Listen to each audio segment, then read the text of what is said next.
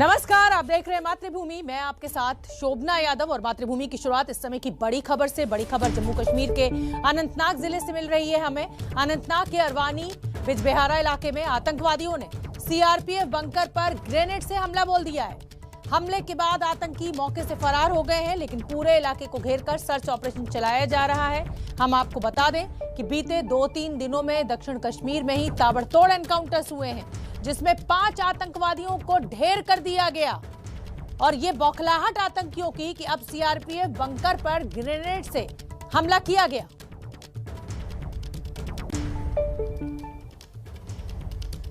तो चलिए मातृभूमि में आगे बढ़ते हैं और बात देश के सबसे बड़े राज्य की करते हैं, जहां इस समय सबसे बड़ी छापेमारी लगातार जारी है। कानपुर से लेकर कन्नौज तक कारोबारी पीयूष जैन के ठिकानों से अब तक 257 करोड़ की जो नकदी है वो बरामद हो चुकी है। इस ऐतिहासिक बरामदगी के चलते ही पीयूष जैन हवालात से कोर्ट तक पहुंच चुका है और चुनावों में भी पीयूष जैन एक बड़ा मुद्दा बन सकता है।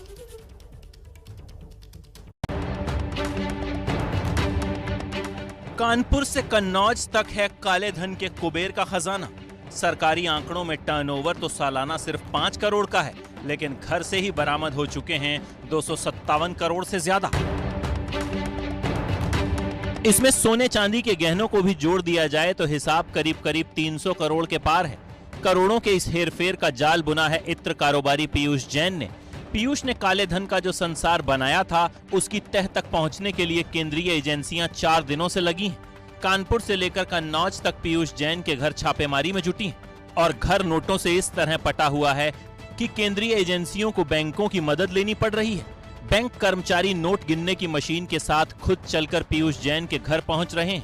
5 मशीनों की मदद से कन्नौज वाले घर में पीयूष की काली कमाई का हिसाब लगाया जा रहा है। यानी नोटों का पहाड़ 257 के आंकड़े से बहुत आगे पहुंच सकता है।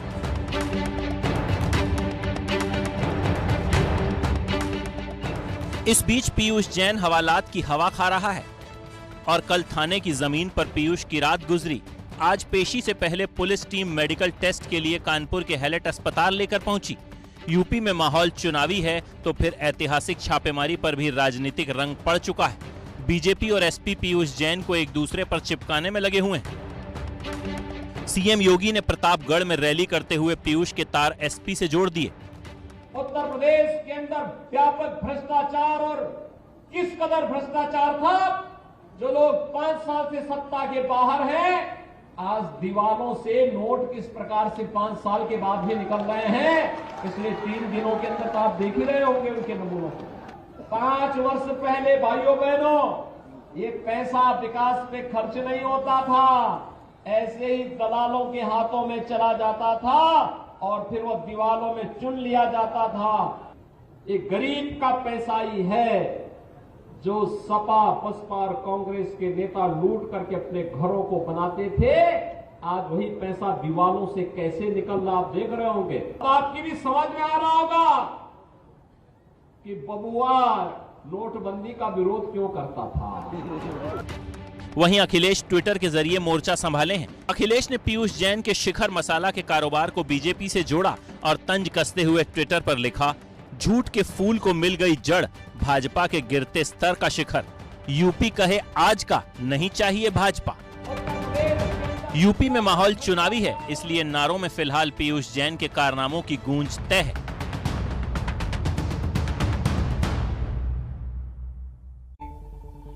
तो इत्र कारोबारी जिसका सालाना टर्नओवर ही 5 करोड़ रुपए है, इतनी बड़ी नकदी की बरामदगी, सवाल तो गंभीर खड़े होते हैं। और इन्हीं सवालों का जवाब ढूंढने के लिए हमारे साथ हमारे 2 रिपोर्टर्स जुड़ रहे हैं।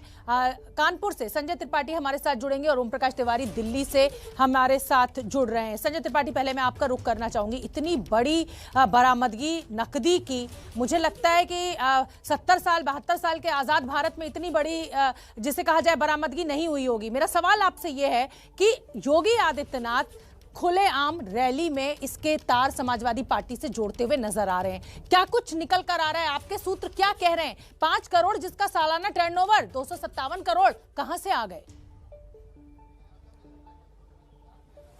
बिल्कुल ऐसे ही कई सारे सवाल हैं जिसका जवाब सीजीएसटी के अफसरों को चाहिए और इसी के मकसद से आपने कहा ना अभी थोड़ी देर पहले कि पीयूष जैन हवालात से अदालत तक पहुंच गया, तो मैं इस वक्त अदालत परिसर में ही मौजूद हूं। आपको तस्वीरें सबसे पहले दिखाना चाहूँगा। स्पेशल मजिस्ट्रेट की कोर्ट है जहाँ पर पीयूष जैन को पेश किया जा रहा है और यहाँ ट्रांजिट रिमांड लिया जाएगा क्योंकि अहमदाबाद की टीमों ने कार्रवाई की है, तो ऐसे में उसको ले जा करके अहमदाबाद में पूछताछ होनी है। कई सारे सवाल हैं, मामला करोड़ों से अरबों पहुँच चुका है। 2.5 अरब रुपये से ज़्यादा की रकम नगद मिल चुकी है, 3 अरब रुपए से ज़्यादा की संपत्तियां मिल चुकी है। इसके अलावा गोल्ड, सिल्वर, ऐसे ही कई सारी धातुएं भी बड़ी तादाद में बरामद हुई। तो ऐसे बहुत सारे सवाल हैं जिनके जवाब अहमदाबाद की टीमें अभी लेंगी। हालांकि एक डेवलपमेंट बीच का और है कि जब मेडिकल पीयूष जैन का कराया गया था हैलट की इमरजेंसी में, तो उसके बाद कोर्ट में पेश करने के बजाय उसको सीजीएसटी के विंग है जो दफ्तर है वहाँ पर ले गए और वहाँ भी उससे करीब 1-1.5 घंटे की पूछताछ की है। तो अभी बहुत सारी जानकारियाँ मिलना बाकी हैं। जहाँ तक आपने कहा कि इस पूरे मुद्दे पर राजनीति हो रही, तो 2022 का चुनाव नज़दीक है और ऐसे में कोई भी राजनीतिक दल, जिस तरह की चर्चाएँ हैं कि कोई कह रहा है कि समाजवादी पार्टी का समर्थक था, किसी ने भाजपा पर आरोप लगाया है, तो जो मैंने कन्नौज में जाकर के इस पूरी राजनीतिक कनेक्शन की पड़ताल की, तो अभी तक मुझे ये जानकारी मिली है कि पीयूष जैन बहुत रिजर्व रहता था, बहुत कम लोगों से मिलना जुलना उसका था, उसके घर में भी बहुत कम लोग आते थे और राजनीति की जहाँ तक बात है तो बहुत ज़्यादा सोशल नहीं था पीयूष जैन। ऐसे में बहुत कनेक्शन खुल करके राजनीतिक उसके साथ नहीं जुड़ रहा है, ना ही उसके घर किसी नेता का आना जाना था, ऐसा जो क्षेत्रीय लोग हैं उनका कहना है। बाकी अभी जांच का विषय है, बहुत सारे बिंदुओं पर चीजें सामने आएंगी। बिल्कुल संजय त्रिपाठी, एक स्कूटर के ऊपर पीयूष जैन चलते थे, अपने जो स्थानीय लोग हैं जिनसे जब हमने बातचीत की तो निकलकर सामने आया और इतनी नकदी उनके घर से बरामद हो रही है। मैं ओपी तिवारी आपका रुख करना चाहूंगी। जीएसटी काउंसिल अब जो इतनी बड़ी जो बरामदगी हुई है उस पर अब आगे क्या, इस पे क्या कानूनी पक्ष रहेगा, कैसे इसको देखा जाए? देखिए शोभना, मैं आपको बता दूं, जीएसटी इंटेलिजेंस ने चूंकि कोई भी मामला यदि 5 करोड़ रुपए से ज़्यादा का होता है तो जीएसटी इंटेलिजेंस के अधिकारी उसे गिरफ्तार कर सकते हैं। यहाँ पे तो मामला सैकड़ों करोड़ का है, लिहाजा जीएसटी इंटेलिजेंस ने उन्हें गिरफ्तार कर लिया है। इसके बाद इनको रिमांड पर लेकर इनसे पूछताछ की जाएगी आगे की, और आने वाले दिनों में इस मामले में इनकम टैक्स और दूसरे विभागों को भी जांच के लिए जोड़ा जाएगा। हालांकि अभी तक बहुत ही महत्वपूर्ण बात है शोभना कि अभी तक आयकर विभाग को इस मामले में जोड़ा नहीं गया है, जो अपने आप में बहुत सारे सवाल भी खड़े कर रहा है कि जो जीएसटी का जहां तक रूल है, जीएसटी का जब मामला जब खत्म हो जाता है 15-15.5 करोड़ पर, तो उसके बाद आयकर विभाग को अभी तक इस मामले में आ जाना चाहिए था, लेकिन आयकर विभाग अभी तक इस मामले में नहीं आया, तो अपने आप में बहुत बड़ा सवाल है। दूसरी अहम बात यह है शोभना इसमें सूत्रों के मुताबिक कि जब पीयूष जैन से पूछा गया कि क्या सारी नकदी उनकी है, क्या वो स्वीकार करते हैं, तो सूत्रों ने बताया कि पीयूष जैन ने स्पष्ट तौर पर कहा कि सारा पैसा मेरा नहीं है। और इसके बाद जो उन्होंने जब बयान दिए वो आपस में काफी कंट्राडिक्ट करने वाले थे, लिहाजा उन्हें कोर्ट में पेश करके रिमांड पर लेने की तैयारी की जा रही है और इसके अगले चरणों में कुछ और जांच एजेंसी भी इसमें जुड़ जाएंगी। और सबसे महत्वपूर्ण बात एक और शोभना कि आज शाम को 6 बजे तक हो सकता है कि जीएसटी कमिश्नरेट इसमें कोई एक नया बयान जारी करे जिसमें जो रकम है उसमें कुछ अप डाउन हो सकते हैं। शोभना, बिल्कुल, बहुत बहुत धन्यवाद ओम प्रकाश तिवारी। संजय त्रिपाठी, आपका आप नजर बना के रखिए, क्योंकि जैसा कि ओम प्रकाश तिवारी बता रहे हैं कि जो जीएसटी कमिश्नरेट है वो प्रेस कॉन्फ्रेंस कर जानकारी दे सकती है कि 5 करोड़ सालाना आमदनी वाला आदमी आखिर इतना कैश लेकर कैसे बैठा है, किसका है ये पैसा। आगे बढ़ेंगे मातृभूमि में, बात छत्तीसगढ़ की। छत्तीसगढ़ की धर्म संसद में एक विवादित बयान से छत्तीसगढ़ से लेकर दिल्ली, महाराष्ट्र तक सियासी बवाल मच गया है। विवादित बयान दिया गया छत्तीसगढ़ के रायपुर में साधु संतों की एक धर्म संसद में, और बयान देने वाले संत कालीचरण पर अब कानूनी एक्शन चालू हो गया है। रायपुर में संत कालीचरण पर एफआईआर दर्ज की जा चुकी है। महाराष्ट्र की उद्धव सरकार भी कालीचरण पर एक्शन लेने की तैयारी में है। धर्म संसद में महात्मा गांधी को गरियाया जा रहा है, खुलेआम राष्ट्रपिता का अपमान किया जा रहा है। गांधी जी राष्ट्रपिता के बारे में इतनी बड़ी बयान उसके द्वारा दिया गया है, लेकिन भारतीय जनता पार्टी मौन है। गोडसे की विचारधारा को देश में लादना चाहते हैं, जो बापू को गरियाएंगे, लोगों को भड़काएंगे, गोडसे का महिमा मंडन करेंगे, हम उसे बर्दाश्त करने वाले नहीं। ये भारतीय जनता पार्टी लगातार धर्मांतरण और सांप्रदायिकता का माहौल छत्तीसगढ़ में बनाने की कोशिश कर रहे थे।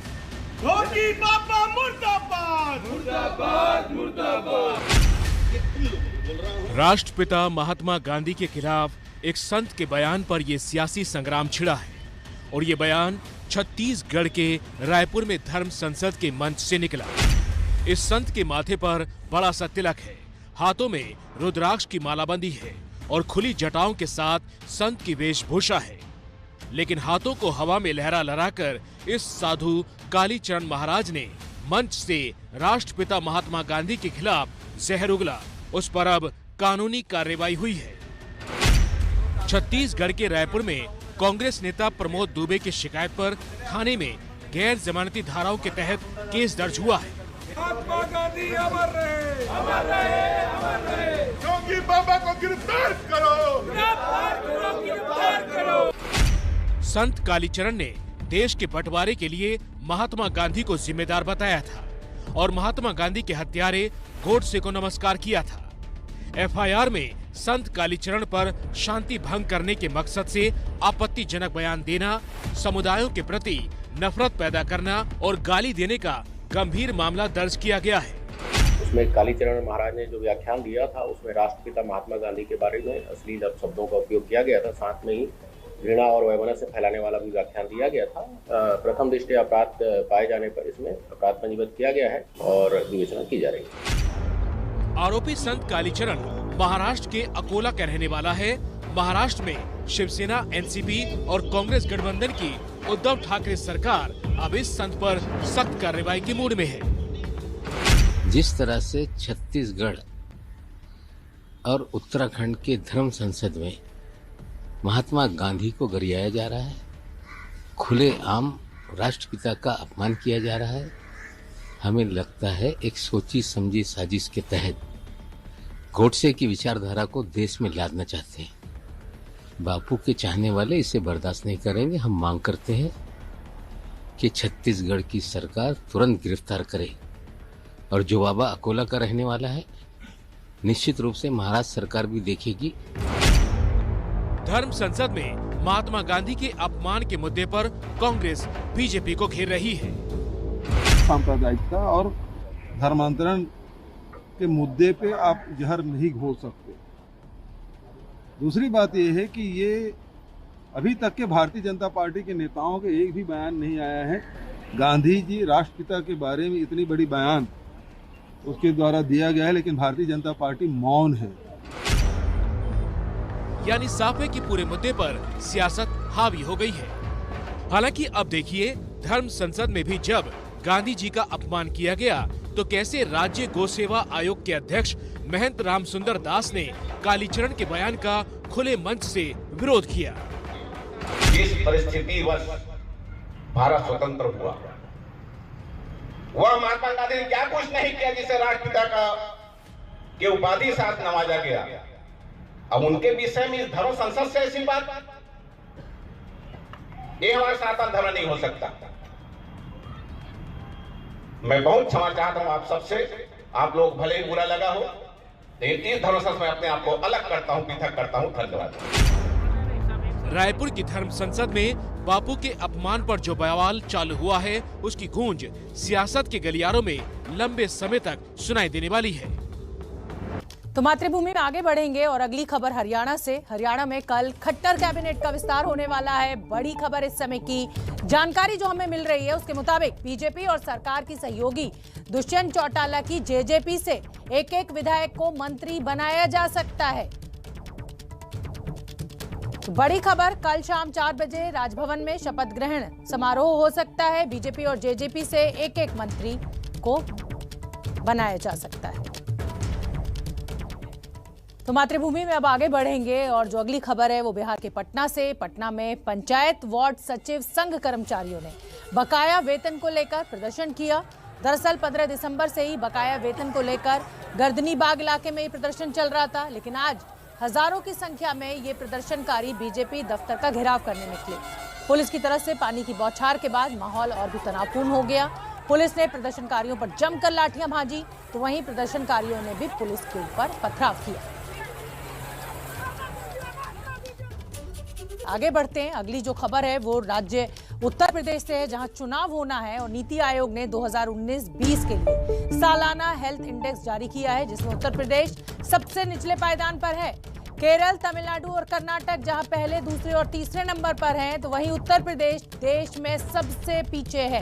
हालांकि सबसे ज्यादा सुधार उत्तर प्रदेश में ही हुआ है, लेकिन फिर भी उत्तर प्रदेश नीति आयोग की रिपोर्ट में हेल्थ इंडेक्स में सबसे नीचे है।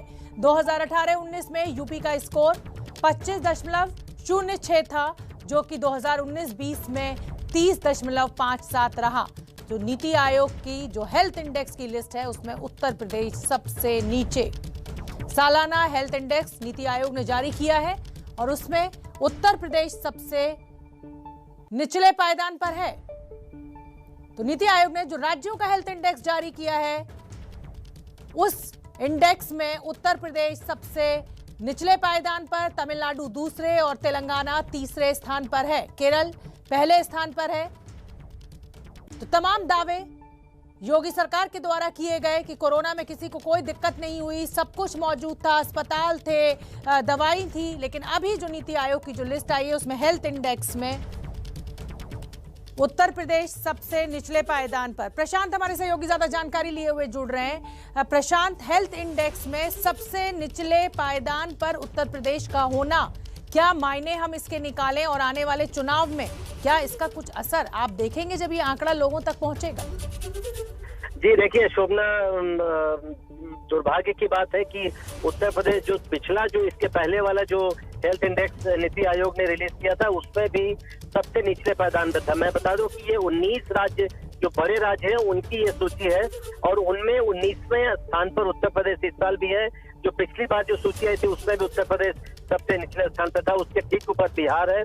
तो ये निश्चित तौर पे चिंता की बात है उत्तर प्रदेश के लिए, उत्तर प्रदेश की सरकार के लिए। योगी सरकार वहाँ 5 सालों से है, लेकिन एक जो उसमें एक पॉजिटिव चीज जो लिखी गई है उत्तर प्रदेश सरकार के बारे में, वो ये कि इन 19 राज्यों में उत्तर प्रदेश सबसे बेहतर प्रदर्शन करने वाला राज्य है। मतलब अगर इम्प्रूवमेंट के ख्याल से देखें तो सबसे ज्यादा इम्प्रूवमेंट उत्तर प्रदेश में ही देखा गया है। तो दोनों तरह की तस्वीर है। उत्तर प्रदेश के लिए बुरी खबर भी है, लेकिन इसी सूची में उत्तर प्रदेश को सबसे बेहतर प्रदर्शन करने वाला राज्य भी बताया गया है।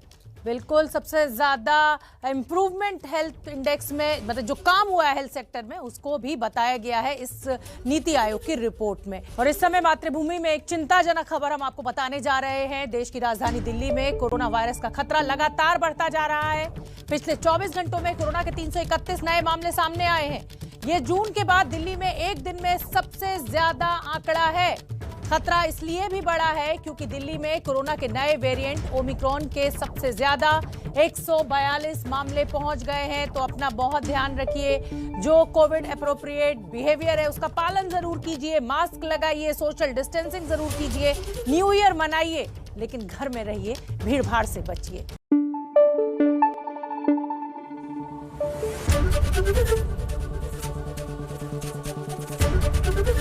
एबीपी न्यूज आपको रखे आगे।